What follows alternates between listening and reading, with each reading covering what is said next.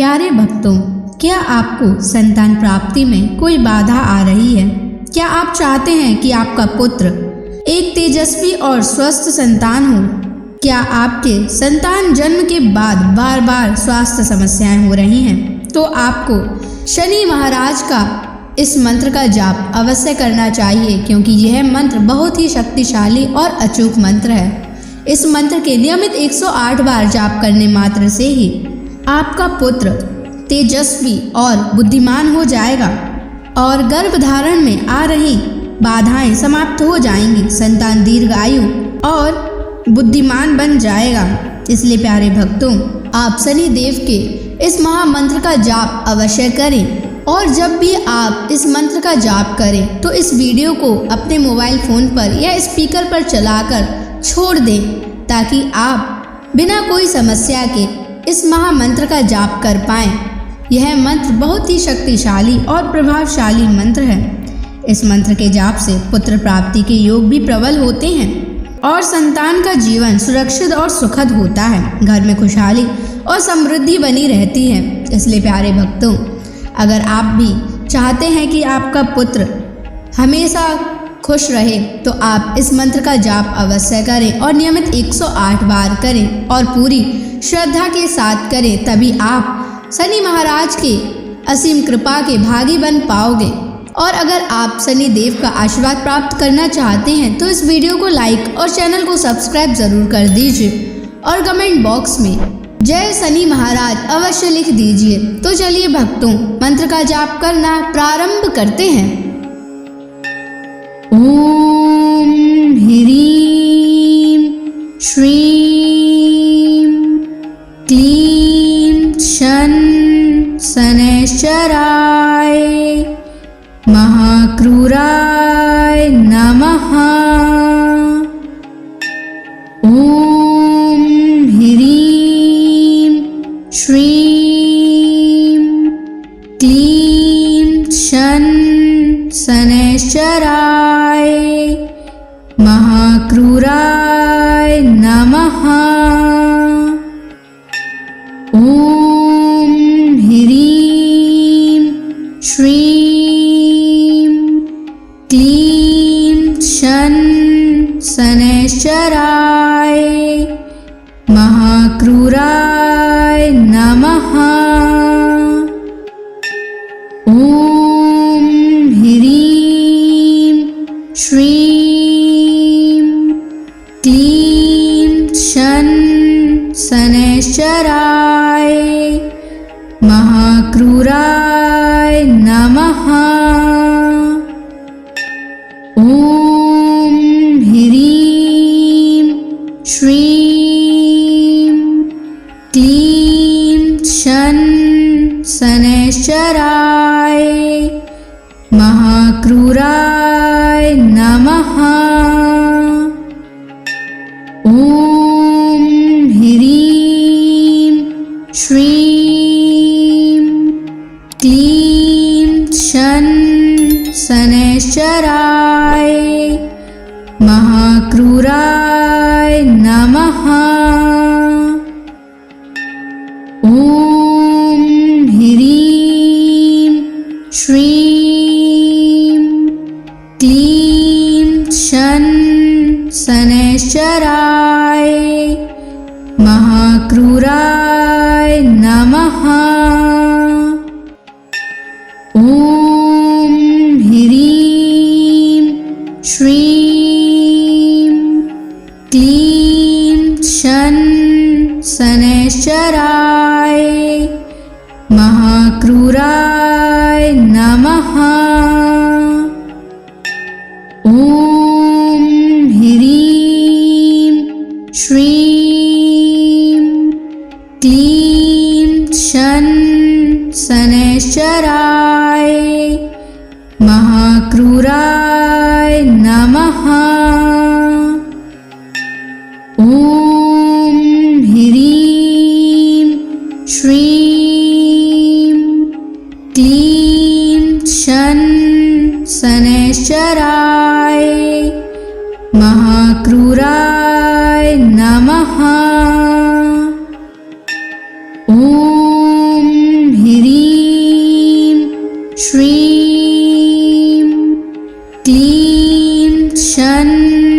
शनैश्चराय महाक्रूराय नमः। ॐ ह्रीं श्रीं क्लीं शनैश्चराय महाक्रूराय नमः। ॐ ह्रीं श्रीं क्लीं शनैश्चराय महाक्रूराय नमः। ॐ ह्रीं श्रीं क्लीं शनैश्चराय महाक्रूराय नमः। ॐ ह्रीं श्रीं क्लीं शनैश्चराय महाक्रूराय नमः। ॐ ह्रीं श्रीं क्लीं शनैश्चराय महाक्रूराय नमः। ॐ ह्रीं श्रीं क्लीं शनैश्चराय महाक्रूराय नमः। ॐ ह्रीं श्रीं क्लीं शनैश्चराय महाक्रूराय नमः। ॐ ह्रीं श्रीं क्लीं शनैश्चराय महाक्रूराय नमः। ॐ ह्रीं श्रीं क्लीं शनैश्चराय महाक्रूराय नमः। ॐ ह्रीं श्रीं क्लीं शनैश्चराय महाक्रूराय नमः। ॐ ह्रीं श्रीं क्लीं शनैश्चराय महाक्रूराय नमः। ॐ ह्रीं श्रीं क्लीं शनैश्चराय महाक्रूराय नमः। ॐ ह्रीं श्रीं क्लीं शनैश्चराय महाक्रूराय नमः। ॐ ह्रीं श्रीं क्लीं शनैश्चराय महाक्रूराय नमः। ॐ ह्रीं श्रीं क्लीं शनैश्चराय महाक्रूराय नमः। ॐ ह्रीं श्रीं क्लीं शनैश्चराय महाक्रूराय नमः। ॐ ह्रीं श्रीं क्लीं शन शनैश्चराय महाक्रूराय नमः। ॐ ह्रीं श्रीं क्लीं शन शनैश्चराय महाक्रूराय नमः। ॐ ह्रीं श्रीं क्लीं शन शनैश्चराय महाक्रूराय नमः। ॐ ह्रीं श्रीं क्लीं शन शनैश्चराय महाक्रूराय नमः। ॐ ह्रीं श्रीं क्लीं शन शनैश्चराय महाक्रूराय नमः।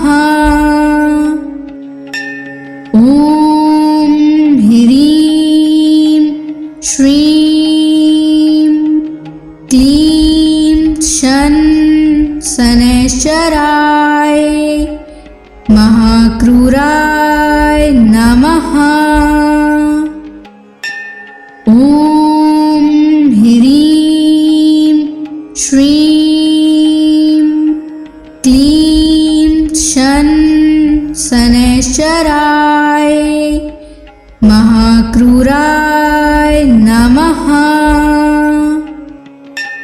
ॐ ह्रीं श्रीं क्लीं शन शनैश्चराय महाक्रूराय नमः। ॐ ह्रीं श्रीं क्लीं शन शनैश्चराय महाक्रूराय नमः। ॐ ह्रीं श्रीं क्लीं शन शनैश्चराय महाक्रूराय नमः। ॐ ह्रीं श्रीं क्लीं शन शनैश्चराय महाक्रूराय नमः। ॐ ह्रीं श्रीं क्लीं शन शनैश्चराय महाक्रूराय नमः। ॐ ह्रीं श्रीं क्लीं शन शनैश्चराय महाक्रूराय नमः। ॐ ह्रीं श्रीं क्लीं शन शनैश्चराय महाक्रूराय नमः। ॐ ह्रीं श्रीं क्लीं शन शनैश्चराय महाक्रूराय नमः। ॐ ह्रीं श्रीं क्लीं शन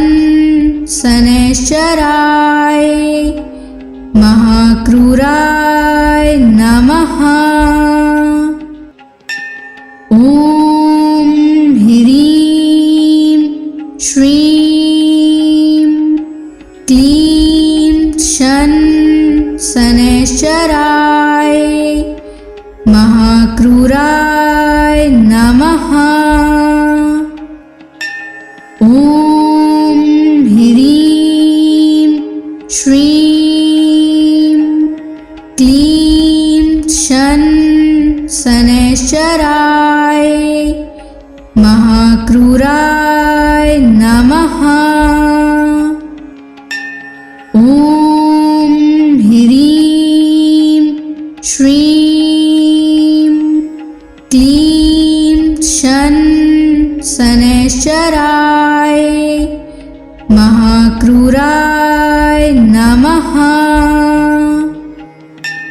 ॐ ह्रीं श्रीं क्लीं शन शनैश्चराय महाक्रूराय नमः। ॐ ह्रीं श्रीं क्लीं शन शनैश्चराय महाक्रूराय नमः। ॐ ह्रीं श्रीं क्लीं शन शनैश्चराय महाक्रूराय नमः। ॐ ह्रीं श्रीं क्लीं शन शनैश्चराय महाक्रूराय नमः। ॐ ह्रीं श्रीं क्लीं शन शनैश्चराय महाक्रूराय नमः। ॐ ह्रीं श्रीं क्लीं शन शनैश्चराय महाक्रूराय नमः। ॐ ह्रीं श्रीं क्लीं शन शनैश्चराय महाक्रूराय नमः। ॐ ह्रीं श्रीं क्लीं शन शनैश्चराय महाक्रूराय नमः। ॐ ह्रीं श्रीं क्लीं शन शनैश्चराय महाक्रूराय नमः। ॐ ह्रीं श्रीं क्लीं शन शनैश्चराय महाक्रूराय नमः। ॐ ह्रीं श्रीं क्लीं शन शनैश्चराय महाक्रूराय नमः। ॐ ह्रीं श्रीं क्लीं शन शनैश्चराय महाक्रूराय नमः। ॐ ह्रीं श्रीं क्लीं शन शनैश्चराय महाक्रूराय नमः। ॐ ह्रीं श्रीं क्लीं शन शनैश्चराय महाक्रूराय नमः। ॐ ह्रीं श्रीं क्लीं शन शनैश्चराय महाक्रूराय नमः। ॐ ह्रीं श्रीं क्लीं शन शनैश्चराय महाक्रूराय नमः। ॐ ह्रीं श्रीं क्लीं शन शनैश्चराय महाक्रूराय नमः।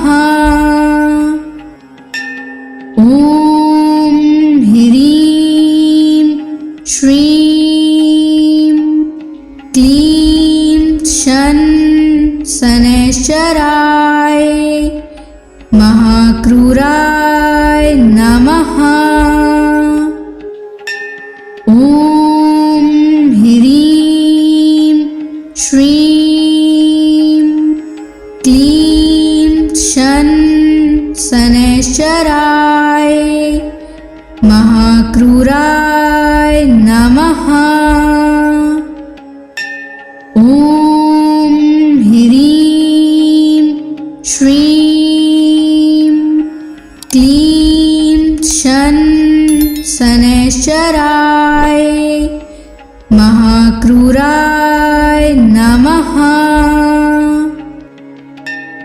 ॐ ह्रीं श्रीं क्लीं शन शनैश्चराय महाक्रूराय नमः। ॐ ह्रीं श्रीं क्लीं शन शनैश्चराय महाक्रूराय नमः। ॐ ह्रीं श्रीं क्लीं शन शनैश्चराय महाक्रूराय नमः। ॐ ह्रीं श्रीं क्लीं शन शनैश्चराय महाक्रूराय नमः। ॐ ह्रीं श्रीं क्लीं शन शनैश्चराय महाक्रूराय नमः। ॐ ह्रीं श्रीं क्लीं शन शनैश्चराय महाक्रूराय नमः। ॐ ह्रीं श्रीं क्लीं शन शनैश्चराय महाक्रूराय नमः।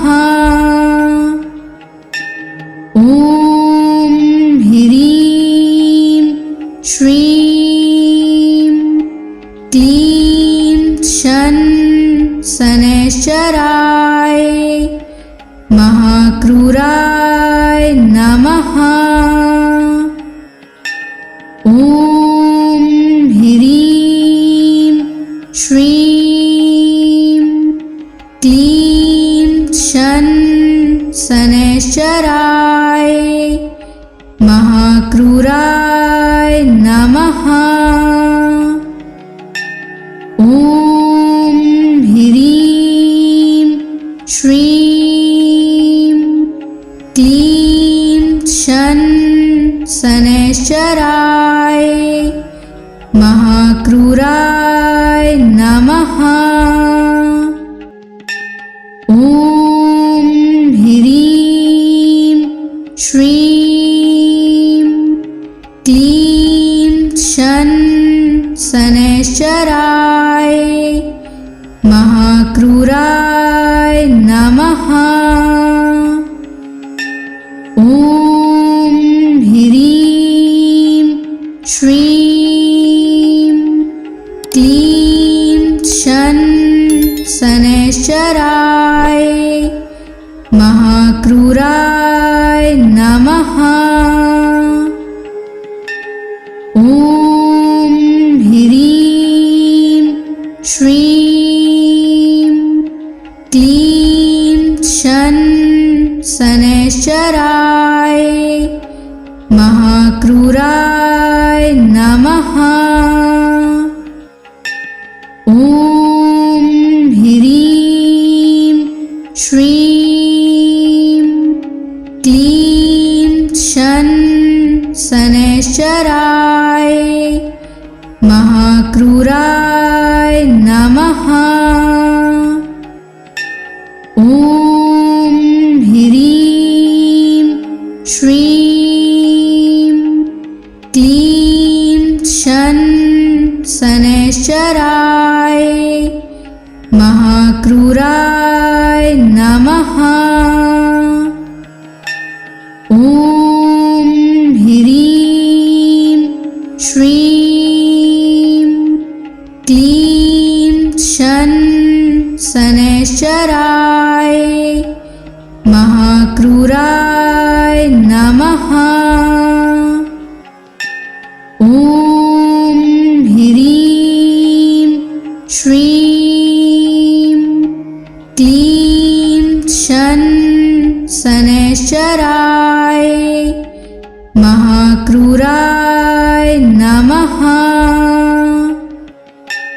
ॐ ह्रीं श्रीं क्लीं शन शनैश्चराय महाक्रूराय नमः।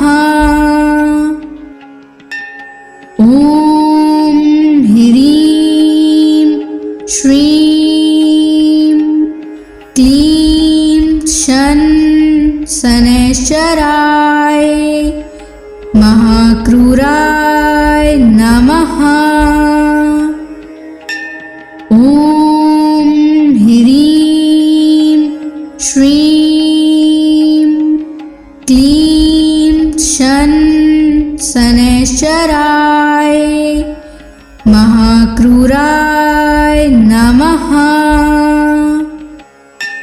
ॐ ह्रीं श्रीं क्लीं शन शनैश्चराय महाक्रूराय नमः। ॐ ह्रीं श्रीं क्लीं शन शनैश्चराय महाक्रूराय नमः। ॐ ह्रीं श्रीं क्लीं शन शनैश्चराय महाक्रूराय नमः। ॐ ह्रीं श्रीं क्लीं शन शनैश्चराय महाक्रूराय नमः। ॐ ह्रीं श्रीं क्लीं शन शनैश्चराय महाक्रूराय नमः। ॐ ह्रीं श्रीं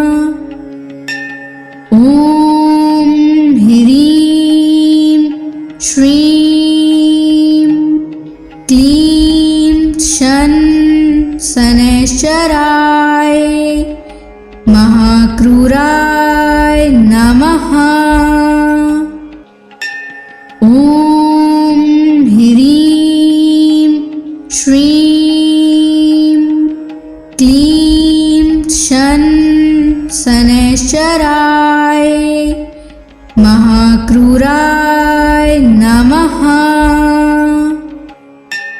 ॐ ह्रीं श्रीं क्लीं शन शनैश्चराय महाक्रूराय नमः।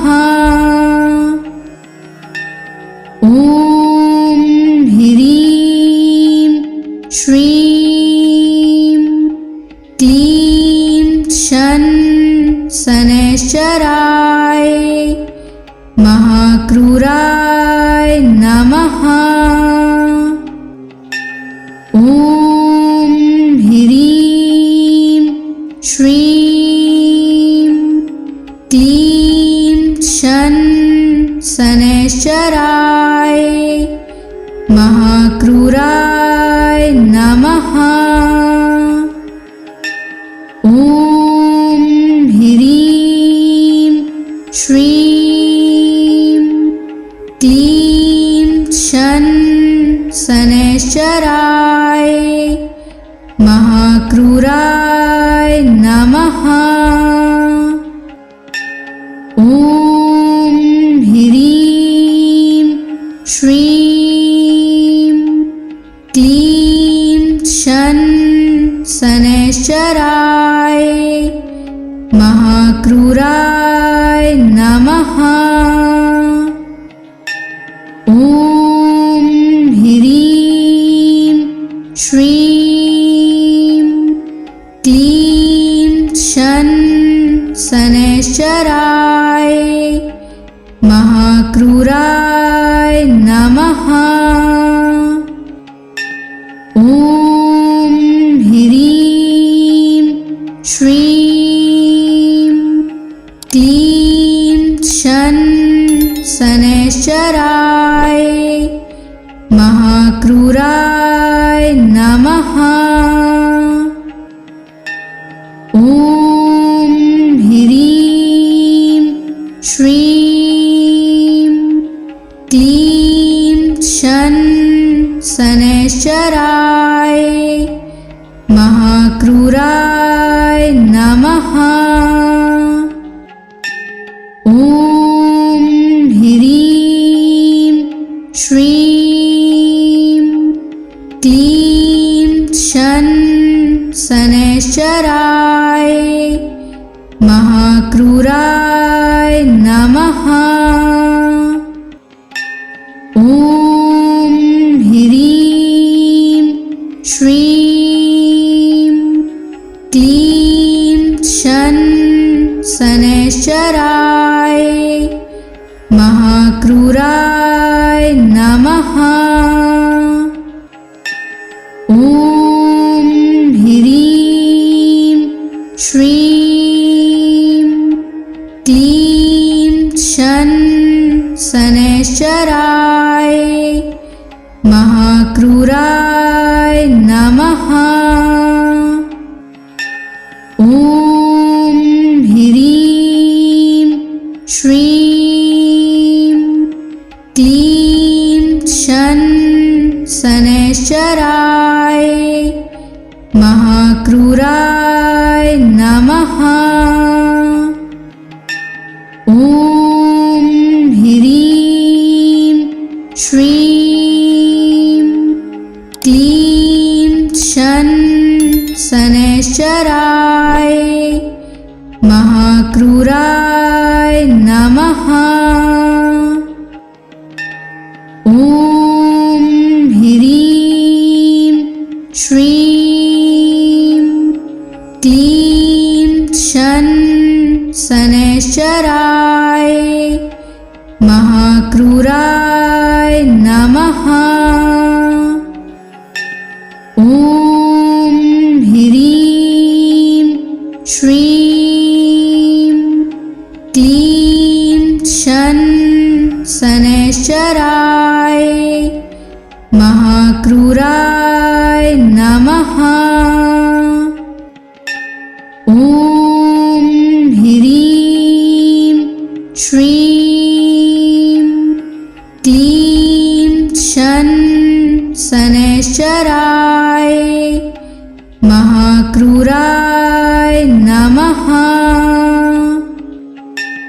ॐ ह्रीं श्रीं क्लीं शन शनैश्चराय महाक्रूराय नमः। ॐ ह्रीं श्रीं क्लीं शन शनैश्चराय महाक्रूराय नमः।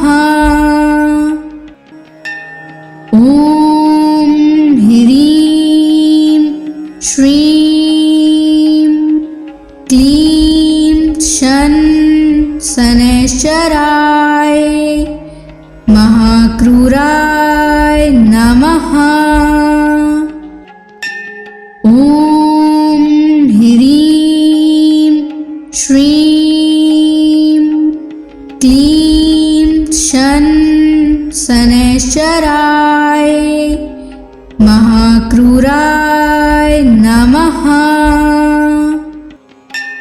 ॐ ह्रीं श्रीं क्लीं शन शनैश्चराय महाक्रूराय नमः।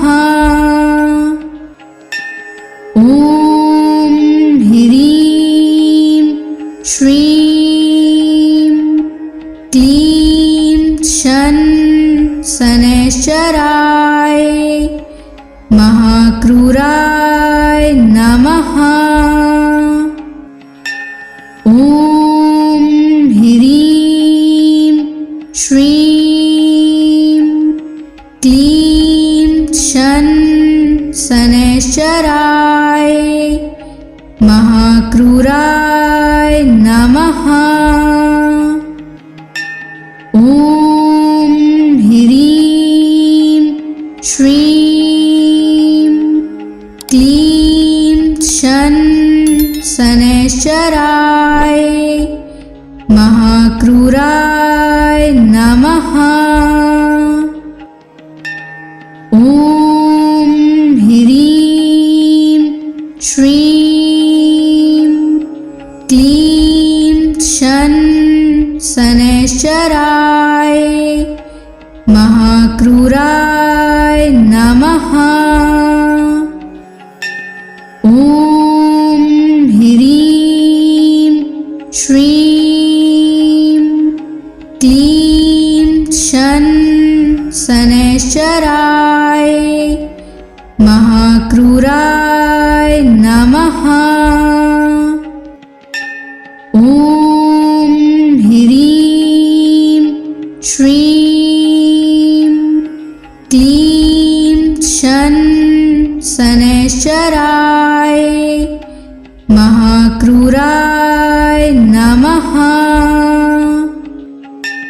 ॐ ह्रीं श्रीं क्लीं शन शनैश्चराय महाक्रूराय नमः। ॐ ह्रीं श्रीं क्लीं शन शनैश्चराय महाक्रूराय नमः। ॐ ह्रीं श्रीं क्लीं शन शनैश्चराय महाक्रूराय नमः। ॐ ह्रीं श्रीं क्लीं शन शनैश्चराय महाक्रूराय नमः। ॐ ह्रीं श्रीं क्लीं शनैश्चराय महाक्रूराय नमः। ॐ ह्रीं श्रीं क्लीं शनैश्चराय महाक्रूराय नमः।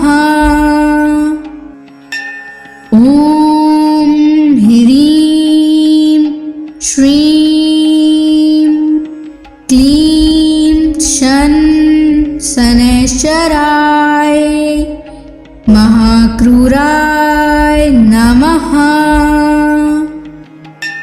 ॐ ह्रीं श्रीं क्लीं शनैश्चराय महाक्रूराय नमः।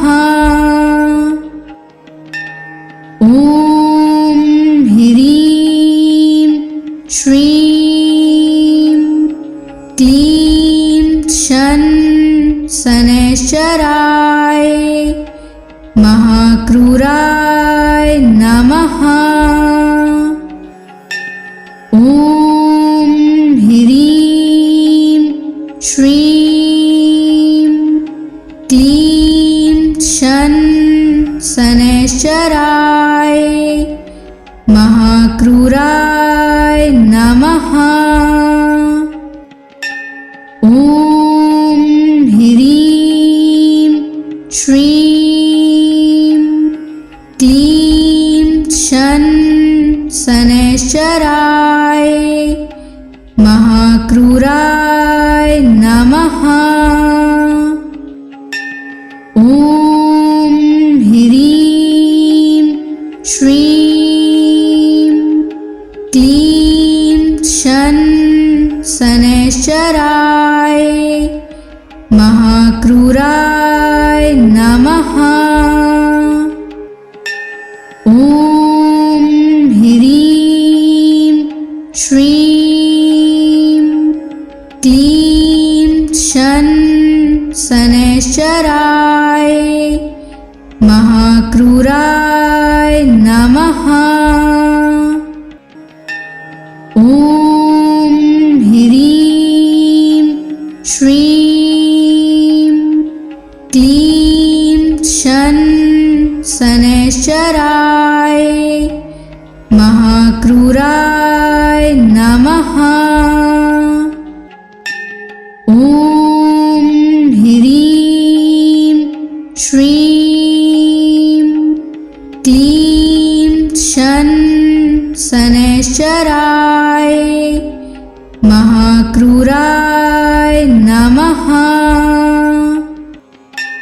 ॐ ह्रीं श्रीं क्लीं शनैश्चराय महाक्रूराय नमः। ॐ ह्रीं श्रीं क्लीं शनैश्चराय महाक्रूराय नमः। ॐ ह्रीं श्रीं क्लीं शनैश्चराय महाक्रूराय नमः। ॐ ह्रीं श्रीं क्लीं शनैश्चराय महाक्रूराय नमः। ॐ ह्रीं श्रीं क्लीं शनैश्चराय महाक्रूराय नमः। ॐ ह्रीं श्रीं क्लीं